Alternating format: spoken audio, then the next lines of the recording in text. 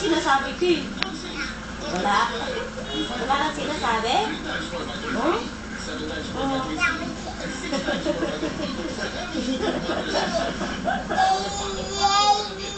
Oh?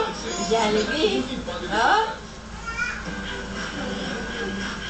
Kilala mo si Jollibee? Saka si Mato? Ay, hindi mo kilala. Sino lang kilala mo? Wala? Ha? Wala? Wala ang kilala na? Para yung hair ko, smooth and healthy ulit. I can style all I want without Precious, kilala mo? new Sunsilk Damage Repair System. Precious, kilala mo? Hindi rin.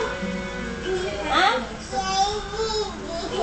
Si Ate Mar, kilala mo? I'm just Huh? thinking of this best word. Hindi? Hindi mo kilala si Ate Mar? Hindi. Exercise muna, exercise! Exercise muna! Pakita ni Ate yung exercise, exercise! I don't think One. Dito, harap dito. Dito, harap dito. One. Oh, hindi, wala, hindi pa tapos. Ay, hindi marunong. Exercise doon kay Ate. Pakita ni Ate exercise. One. Ay! Exercise muna. One. Two. Three. Precious, exercise ka daw. Four. Exercise, paano? Five. Ay, bibili kayo ulit. Hindi ka na. Alis kayo ulit ni Ate. Wow. Precious. Punta ka ba ng exercise? Dali. Lagot! I think kayo po. Exercise po. Sige na. Kung makahagis ka. Ito, dali. Pagkain na. Dali, dali. Ay, may food, oh! Di ka. Linis ka tenga, ah. Rizzy?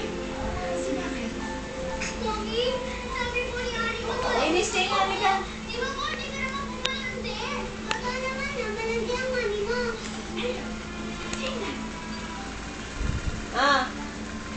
Exercise. One. Two. Three. Six. Sige na, huwag mong makulit. Wala. Sige na. Sige na. Kasi gusto mo yung anak mo. Sige na. Ate ka, everything. Sige na.